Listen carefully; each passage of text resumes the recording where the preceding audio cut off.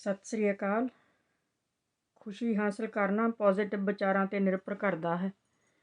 ਲੋਕ ਲਾਜ ਨੂੰ ਛੱਡ ਕੇ ਸਦਾ ਉਮੰਗ ਉਤਸ਼ਾਹ ਵਿੱਚ ਰਹੋ। ਸਾਰੇ ਰਿਸ਼ਤੇ ਨਾਤੇ ਰਸਮ ਰਿਵਾਜ ਭੁੱਲ ਕੇ ਜੀਵਨ ਤਾਂ ਜੀਵਨ ਦਾਤਾ ਦੇ ਨਾਲ ਮਨ ਲਗਾ ਕੇ ਜਸ਼ਨ ਮਨਾਉਣ ਵਾਸਤੇ ਮਿਲਿਆ ਹੈ।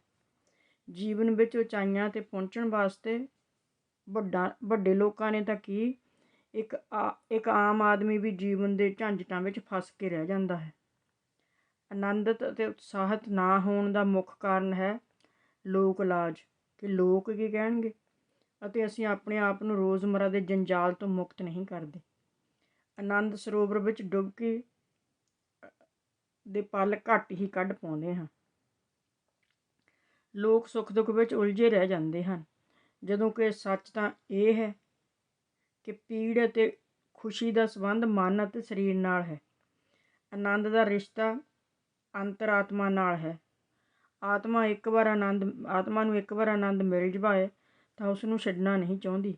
ਆਨੰਦ ਦੀ ਪ੍ਰਾਪਤੀ ਕਰਨ ਦਾ ਸਿੱਧਾ ਜਿਹਾ ਤਰੀਕਾ ਹੈ, ਜਿਨ ਪ੍ਰੇਮ ਕੀਓ ਤਿਨ ਹੀ ਪ੍ਰਭ ਪਾਇਓ। ਆਪਣੇ ਨਾਲ ਪ੍ਰੇਮ ਕਰੋ ਅਤੇ ਦੂਸਰਿਆਂ ਨੂੰ ਪ੍ਰੇਮ ਵੰਡੋ। ਏਕ ਪਿਤਾ ਏਕ ਸੇਕਹਮ ਬਾਰਕ। ਈਸ਼ਵਰ ਨੇ ਸਾਰਿਆਂ ਨੂੰ ਬਣਾਇਆ ਹੈ। ਉਸ ਦੇ ਬੱਚਿਆਂ ਨੂੰ ਪ੍ਰੇਮ ਕਰਕੇ ਅਸਲ ਵਿੱਚ ਅਸੀਂ ਈਸ਼ਵਰ ਨਾਲ ਹੀ ਪ੍ਰੇਮ ਕਰ ਰਹੇ ਹੁੰਦੇ ਹਾਂ, ਅਤੇ ਇਸ ਤਰ੍ਹਾਂ ਆਨੰਦ ਪ੍ਰਾਪਤੀ ਦਾ ਰਸਤੇ 'ਤੇ ਚੱਲ ਪੈਂਦੇ ਹਾਂ। ਜੇਕਰ ਇਕਾਂਤ ਵਿੱਚ ਸ਼ਾਂਤ ਚਿੱਤ ਹੋ ਕੇ ਬੈਠੋ, ਚਿੰਤਨ ਮਾਨਨ ਅਤੇ ਆਤਮ ਨਿਰੀਖਣ ਕਰੋ ਤਾਂ ਜ਼ਰੂਰ ਆਨੰਦ ਮਹਿਸੂਸ ਹੋਵੇਗਾ। ਮਹਾਂਪੁਰਖਾਂ ਨੇ ਸੱਚ ਹੀ ਕਿਹਾ ਹੈ, ਸੁੱਖ ਸਾਡੇ ਅੰਦਰ ਹੈ, ਬਾਹਰ ਨਹੀਂ। ਘਰ ਸੁੱਖ ਵਸਿਆ, ਬਾਹਰ ਸੁੱਖ ਪਾਇਆ। ਇਹ ਸੋਚਣਾ ਅਗਿਆਨ ਤੋਂ ਬਿਨਾਂ ਕੁਝ ਨਹੀਂ ਕਿ ਇਸ ਵਸਤੂ ਨਾਲ ਸੁੱਖ ਮਿਲਦਾ ਹੈ, ਇਸ ਚੀਜ਼ ਨਾਲ ਦੁੱਖ ਹੁੰਦਾ ਹੈ।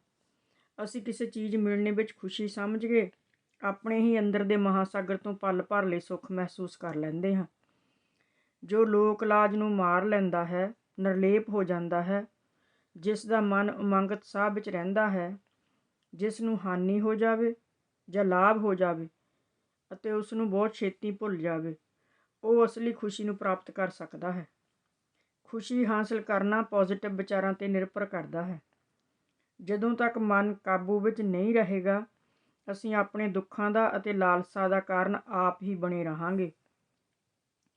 ਮਹਾਨ ਗਿਆਨਵਾਨ ਆਤਮਾ ਦੇ ਚਿਹਰੇ 'ਤੇ ਹਮੇਸ਼ਾ ਮੁਸਕਰਾਹਟ ਰਹਿੰਦੀ ਹੈ। ਇੱਕ ਵਾਰ ਇੱਕ ਮਹਾਨ ਬਾਪੂ ਤੋਂ ਕਿਸੇ ਨੇ ਪੁੱਛਿਆ, ਤੁਸੀਂ ਬਾਰ-ਬਾਰ ਹੱਸਦੇ ਕਿਉਂ ਰਹਿੰਦੇ ਹੋ? ਬਾਪੂ ਜੀ ਨੇ ਜਵਾਬ ਦਿੱਤਾ, ਹੱਸਾਂਗੇ ਨਹੀਂ ਤਾਂ ਜੀਵਾਂਗੇ ਕੈਸੇ? ਸੱਚਮੁੱਚ ਖੁਸ਼ੀ ਨਾਲ ਹੀ ਜ਼ਿੰਦਗੀ ਕਾਇਮ ਹੈ, ਪਰ ਇਸ ਦਾ ਧਿਆਨ ਜ਼ਰੂਰ ਰੱਖਣਾ ਚਾਹੀਦਾ ਹੈ ਕਿ ਖੁਸ਼ੀ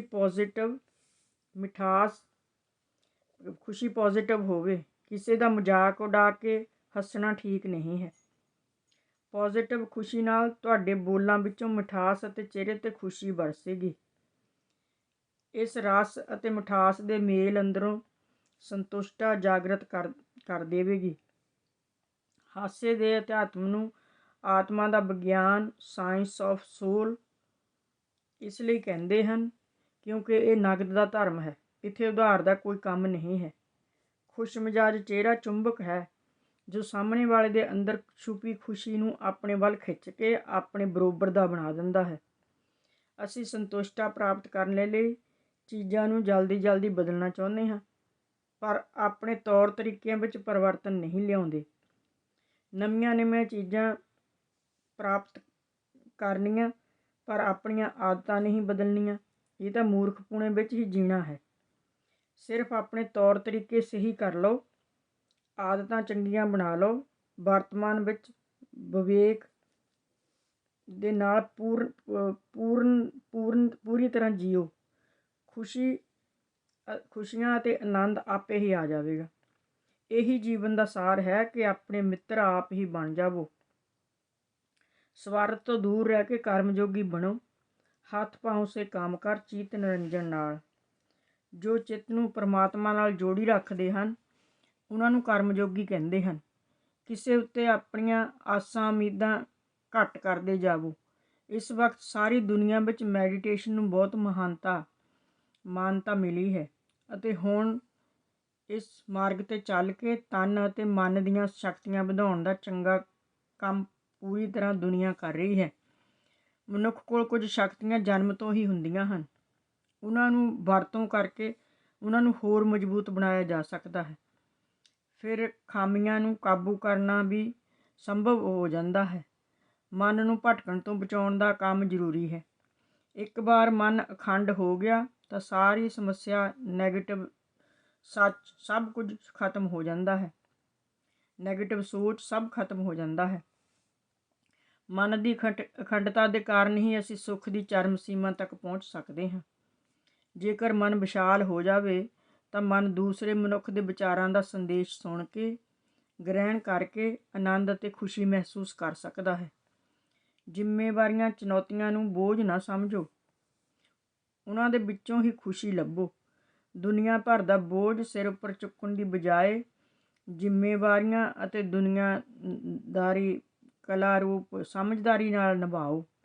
ਫਿਰ ਦੇਖੋ ਆਨੰਦ ਦੀ ਬਾਰਿਸ਼ ਸਹਿਜ ਹੋਣ ਲੱਗ ਜਾਵੇਗੀ ਅਤੇ ਮਨ ਦੇਰ ਤੱਕ ਉਸ ਵਿੱਚ ਡੁੱਬਿਆ ਰਹੇਗਾ। ਅੱਜ ਦੀ ਕਹਾਣੀ ਹੈ, ਇੱਕ ਰਾਜੇ ਦਾ ਜਨਮ ਸੀ। ਸਵੇਰ ਨੂੰ ਜਦੋਂ ਬਾਹਰ ਆਪਣੇ ਘੁੰਮਣ ਵਾਸਤੇ ਨਿਕਲਿਆ ਤਾਂ ਉਸਨੇ ਸੋਚਿਆ ਕਿ ਉਹ ਰਸਤੇ ਵਿੱਚ ਮਿਲਣੇ ਵਾਲੇ ਪਹਿਲੇ ਵਿਅਕਤੀ ਨੂੰ ਪੂਰੀ ਤਰ੍ਹਾਂ ਖੁਸ਼ ਸੰਤੁਸ਼ਟ ਕਰ ਦੇਵੇਗਾ। ਰਸਤੇ ਵਿੱਚ ਉਸਨੂੰ ਇੱਕ ਭਿਖਾਰੀ ਮਿਲਿਆ। ਭਿਖਾਰੀ ਨੇ ਰਾਜੇ ਤੋਂ ਭੀਖ ਮੰਗੀ ਤਾਂ ਰਾਜੇ ਨੇ ਭਿਖਾਰੀ ਨੂੰ ਇੱਕ ਤਾਂਬੇ ਦਾ ਸਿੱਕਾ ਦਿੱਤਾ। ਸਿੱਕਾ ਭਿਖਾਰੀ ਦੇ ਹੱਥ ਵਿੱਚੋਂ ਫਿਸਲ ਕੇ ਨਾਲੀ ਵਿੱਚ ਡਿੱਗ ਪਿਆ। ਭਿਖਾਰੀ ਨਾਲੀ ਵਿੱਚ ਹੱਥ ਪਾ ਕੇ ਤਾਂਬੇ ਦਾ ਸਿੱਕਾ ਲੱਭਣ ਲੱਗ ਪਿਆ। ਰਾਜੇ ਨੇ ਭਿਖਾਰੀ ਨੂੰ ਬੁਲਾ ਕੇ ਦੂਸਰਾ ਤਾਂਬੇ ਦਾ ਸਿੱਕਾ ਦੇ ਦਿੱਤਾ। ਭਿਖਾਰੀ ਨੇ ਖੁਸ਼ ਹੋ ਕੇ ਉਹ ਸਿੱਕਾ ਆਪਣੀ ਜੇਬ ਵਿੱਚ ਰੱਖ ਲਿਆ ਅਤੇ ਵਾਪਸ ਜਾ ਕੇ ਨਾਲੀ ਵਿੱਚ ਡਿੱਗਿਆ ਹੋਇਆ ਸਿੱਕਾ ਲੱਭਣ ਲੱਗ ਗਿਆ। ਰਾਜੇ ਨੂੰ ਲੱਗਾ ਕਿ ਭਿਖਾਰੀ ਬਹੁਤ ਗਰੀਬ ਹੈ। ਉਸਨੇ ਭਿਖਾਰੀ ਨੂੰ ਫਿਰ ਬੁਲਾਇਆ ਅਤੇ ਚਾਂਦੀ ਦਾ ਇੱਕ ਸਿੱਕਾ ਦੇ ਦਿੱਤਾ। ਉਸ ਭਿਖਾਰੀ ਨੇ ਚਾਂਦੀ ਦਾ ਸਿੱਕਾ ਵੀ ਰੱਖ ਲਿਆ ਅਤੇ ਫਿਰ ਨਾਲੀ ਵਿੱਚੋਂ ਤਾਂਬੇ ਵਾਲਾ ਸਿੱਕਾ ਲੱਭਣ ਲੱਗ ਪਿਆ। ਰਾਜੇ ਨੇ ਉਸਨੂੰ ਫਿਰ ਬੁਲਾਇਆ ਅਤੇ ਇਸ ਵਾਰ ਉਸਨੂੰ ਸੋਨੇ ਦਾ ਇੱਕ ਸਿੱਕਾ ਦੇ ਦਿੱਤਾ। ਭਿਖਾਰੀ ਖੁਸ਼ੀ ਨਾਲ ਝੂਮ ਉੱਠਿਆ ਅਤੇ ਵਾਪਸ ਜਾ ਕੇ ਆਪਣਾ ਹੱਥ ਨਾਲੀ ਵਿੱਚ ਪਾਉਣ ਲੱਗਾ ਤਾਂ ਰਾਜੇ ਨੂੰ ਬਹੁਤ ਬੁਰਾ ਲੱਗਿਆ। ਪਰ ਉਸਨੂੰ ਸਵੇਰ ਵਾਲੀ ਗੱਲ ਯਾਦ ਆ ਗਈ ਕਿ ਉਸਨੇ ਅੱਜ ਪਹਿਲਾਂ ਮਿਲਣ ਵਾਲੇ ਵਿਅਕਤੀ ਨੂੰ ਖੁਸ਼ ਅਤੇ ਸੰਤੁਸ਼ਟ ਕਰਨਾ ਹੈ। ਰਾਜੇ ਨੇ ਭਿਖਾਰੀ ਨੂੰ ਫਿਰ ਬੁਲਾਇਆ ਅਤੇ ਕਿਹਾ ਕਿ ਮੈਂ ਤੈਨੂੰ ਆਪਣਾ ਅੱਧਾ ਰਾਜ ਦੇ ਦਿੰਦਾ ਹਾਂ, ਹੁਣ ਤਾਂ ਸੰਤੁਸ਼ਟ ਹੋ ਜਾ। ਭਿਖਾਰੀ ਬੋਲਿਆ, ਸਰਕਾਰ, ਮੈਂ ਤਾਂ ਖੁਸ਼ ਅਤੇ ਸੰਤੁਸ਼ਟ ਤਾਂ ਹੀ ਹੋ ਸਕਾਂਗਾ ਜਦੋਂ ਨਾਲੀ ਵਿੱਚ ਡਿੱਗਿਆ ਹੋਇਆ ਤਾਂਬੇ ਦਾ ਸਿੱਕਾ ਵੀ ਮੈਨੂੰ ਮਿਲ ਜਾਵੇਗਾ। ਸਾਡਾ ਹਾਲ ਵੀ ਉਸ ਭਿਖਾਰੀ ਵਰਗਾ ਹੀ ਹੈ। ਸਾਨੂੰ ਪਰਮਾਤਮਾ ਨੇ ਮਾਨਵ ਜੀਵਨ ਰੂਪੀ ਅਨਮੋਲ ਖਜ਼ਾਨਾ ਦਿੱਤਾ ਹੈ। ਅਸੀਂ ਉਸ ਨੂੰ ਖੁਸ਼ ਰੱਖਣਾ ਭੁੱਲ ਕੇ ਸੰਸਾਰ ਰੂਪੀ ਨਾਲੀ ਵਿੱਚ ਤਾਂਬੇ ਦੇ ਸਿੱਕੇ ਨਿਕਾਲਣ ਲਈ ਜੀਵਨ ਨੂੰ ਗਵਾਉਂਦੇ ਜਾ ਰਹੇ ਹਾਂ। ਜੇ ਅਸੀਂ ਇਸ ਅਨਮੋਲ ਮਨੁੱਖ ਜੀਵਨ ਦਾ ਸਹੀ ਇਸਤੇਮਾਲ ਕਰੀਏ ਤਾਂ ਸਾਡਾ ਜੀਵਨ ਧਨ ਹੋ ਜਾਵੇਗਾ। ਮੈਂ ਧੰਨ ਧੰਨ ਹੋ ਗਿਆ, ਪ੍ਰਭੂ ਦਾ ਹੁਕਮ ਮੰਨ ਕੇ ਮੈਂ ਪ੍ਰਭੂ ਦੇ ਕੰਮ ਆ ਗਿਆ ਤਾਂ ਮੈਂ ਧੰਨ ਧੰਨ ਹੋ ਗਿਆ। ਸਤਿ ਸ੍ਰੀ ਅਕਾਲ।